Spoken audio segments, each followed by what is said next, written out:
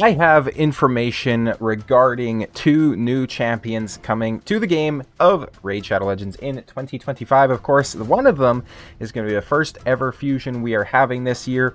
And the second, the one that you're looking at currently, is going to be a free login champion that everybody gets, you know, just by logging into the game, essentially. And it is also confirmed that we are going to be receiving the 5-star soul for this particular champion as well. So we're going to be able to get some pretty good awakening bonuses, attack bonuses, all those sorts of good things. So let's go ahead, let's take a look through their kit and see if they're actually worth it for your account. So this is Alice the Wanderer, who is a magic-based legendary from the Sacred Order.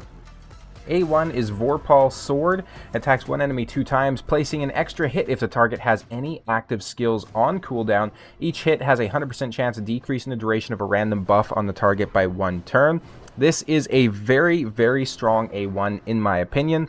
The whole on cooldown thing means that she's going to work very well with herself, of course, as we'll see later in the kit, but more importantly also Basher, Crixia, Alika, champions like that, so she can definitely do some good work. And then of course decreasing the duration of a random buff is also polymorph proof, so same thing as Marius on his A2. You're not going to get polymorph just by decreasing the duration of a buff, since you're not trying to remove a buff or something like that. So this could work very well against Stone Skin, especially considering that it's in each hit, right? So at minimum we're getting 2 hits, which means that we're gonna have 2 hits as a chance to remove the Stone Skin. So considering it's a 50-50, you'd expect this to work most of the time, obviously, as long as she's passing the accuracy checks and those sorts of things. So already a pretty decent looking champion for the current meta. We have Clockwork Cyclone on the A2, books to a 3-turn cooldown with a 100% chance of increasing the cooldowns of all enemy skills by 2 turns. Not sure what just happened there, sorry about that. And this is an AoE attack. So a few things to mention here. First of all, I see people likening her to someone like Warlord. That's just not true. That's incredibly misleading. She's going to be more similar at a base level to someone like a Basher, all things considered, because she does only increase their skill cooldowns by 2 turns, which is the same thing as someone like a Basher. Now, another consideration is she is an affinity-based champion. So, for example, Warlord and Basher, 2 of the strongest, lockout champions from their respective rarities, are Void affinity champions. She is a magic affinity champion, which means that she is going to have a chance to weak hit against, I believe it is, force champions that are strong against magic. So we are definitely seeing a lot of force champions inside the current meta as well, including mythical champions, right? So she definitely has a chance to, weak hit against them. Obviously, she is still going to be predicated on accuracy and everything like that, just like the rest of the lockout champions. So an accurate comparison would be someone like a Basher or maybe a Crixia, right? Just depending, because Crixia increases it by 3 turns, whereas Warlord is a full lockout. So just one important distinction there. And the other thing to consider is you may actually be better running a Basher inside your teams if she doesn't have good damage multipliers. And the reason for that is, again, Basher is Void Affinity. He can hit anybody and increase their cooldowns. She is Magic Affinity, so she's not bringing much damage to the table on top of her kit. She's not really going to be incredibly useful, right? Because she is an attack-based champion, she's going to be quite squishy. And another thing to consider with that, if she's not bringing damage, why would you run her, right? Like, there's just better options out there. So I really think these multipliers are going to be a make it or a break it for this champion's kit. It certainly seems like they're trying to set her up to be a damage dealing champion, so I would certainly expect to see some very good multipliers coming in. Also has a 75% chance of decreasing each target's turn meter by 15%. If at least one of a target's skills has its cooldown increased to the max, decrease their turn meter by 30% instead, which is pretty cool. Queen Slayer A3, books to a 3-turn cooldown, attacks one enemy, will ignore 20% of the target's defense. Now, as we know by now, inside Raid, some of the strongest hits that we have are hits that have inbuilt ignoring defense, of course, right? If the initial target is killed, also attacks the enemy with the lowest HP, will also ignore 20% of the target's defense. This is very cool, so you could potentially smack into somebody like, I've shown videos before where Queen Ava, since she has a double hitting A2, you target, say for example, a Sun Wukong. If they have a UDK that's going to absorb that first hit, she's still strong enough to go through on the second hit. So this has the potential to do something very similar, where if you're going against a UDK that doesn't have any sort of stone skin on him, she could potentially just whack him and then whack whoever you originally targeted, right? So for example, a Sun Wukong or Sun Wukong, right? As I'm trying to slowly ingrain into my own brain, because I've heard it said wrong so many times inside the raid community. But you have a Sun Wukong that you target, and then you take out the UDK first, and then him, right? There's no block revive or anything like that, so significant downgrade versus someone like a Queen Ava for that particular role. But it is a very cool trick that you can think about with her kit. And finally, she has a passive TikTok, and not the brain rot platform, but the clock kind of TikTok. Passive effect: whenever this champion attacks, inflicts 3% bonus damage to each target for each turn remaining on all of their skills cooldowns.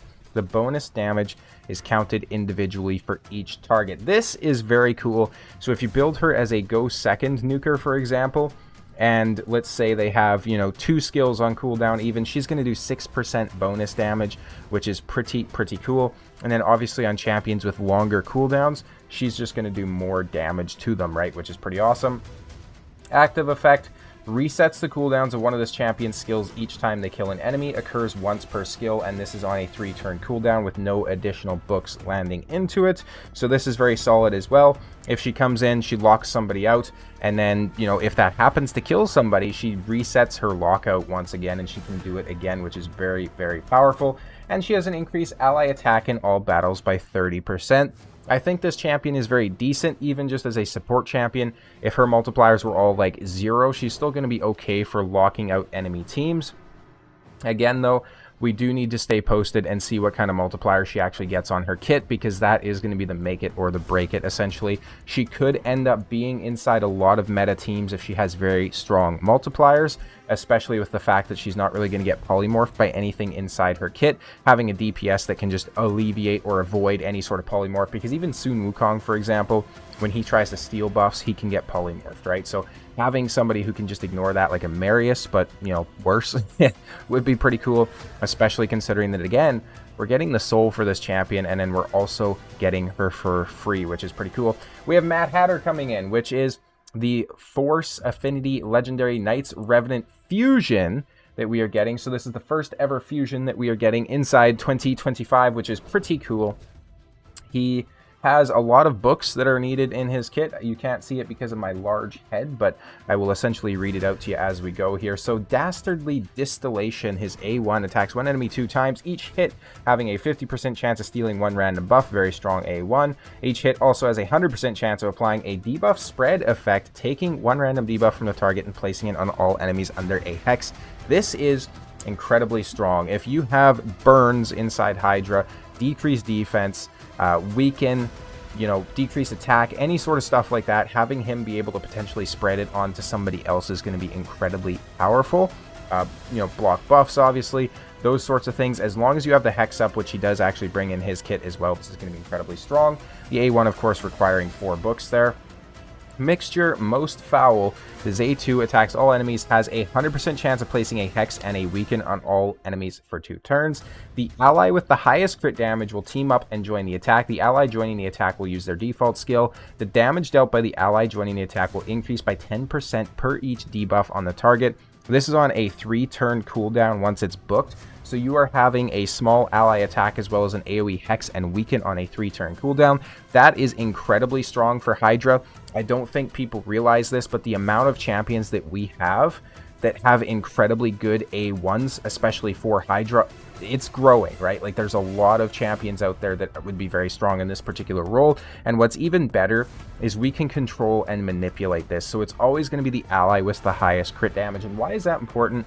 Let's take Ninja, for example. Ninja has really risen to be one of the free-to-play or low-spend players champions that they're going to use inside Hydra, because his A1 and his A2 and his A3 are also synergistic, and you can also run him with a Lady Mikage, which is going to give him more A1s, which is going to boost his turn meter, which is going to boost his overall damage. If you have Ninja built with the highest crit damage inside your team, you are guaranteeing that anytime Mad Hatter is putting out his Hex and Weaken, Ninja's going to be the champion that joins in the attack, and that is so powerful because, again, he's going to be boosting his turn meter, he's going to be getting more turns, that's decreased defense that you can place on the enemy team as well. This is so incredibly strong. it is so good that they made it controllable, so it's way better than saying, oh, a random ally joins the attack, or ally with the highest turn meter. Those sorts of things I don't like when they do that, but this, where it's predicated on a stat and we can just straight up say, hey, this person has the highest crit damage. Another perfect example would be a Quintus. Quintus is very strong with his multi-hitting A1, of course. A Garrel, right? Garrel is known to be very, very strong for her ally attack joining capabilities as well. Hell, even a Varl the Destroyer can do a lot of damage even on A1. Bring a Phoenix in there, right? There's so many champions that have incredibly strong A1s. Phoenix would be a perfect example for this, actually, because there's going to be guaranteed debuffs on the enemy as well. Such a strong skill.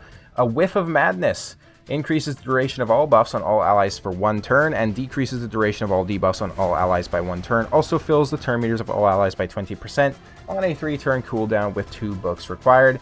This is a little bit more right? Like we have a champion that can do this, but significantly better in Lady Mikage that everybody will get eventually, although there is not a turn meter fill on that particular skill. So this is okay.